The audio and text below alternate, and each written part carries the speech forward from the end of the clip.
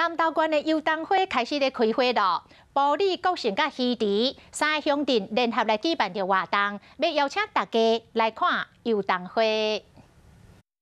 2022游冬花旅行活动为埔里镇开始出发，埔里镇长廖志成带参加活动游客祭拜土地公，祈求平安。2022吼，同心同游吼，为今仔开始吼，咱为敬天吼、敬神开始，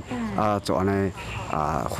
分为8梯次啦吼。即摆公园内底游冬花已经开花，除了啥游客赏花翕相，涂骹游冬花嘛拢啥囡仔拢酷来扣。 这边的桐花几乎都已经开了，大概4、5成有了。那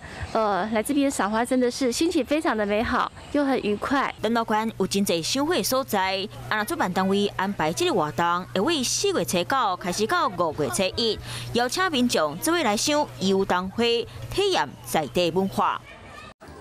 华视新闻看起来，赶快订阅我们的华视新闻 YouTube 频道，欢迎按赞、订阅、开启小铃铛，最新最及时的资讯要提供给你。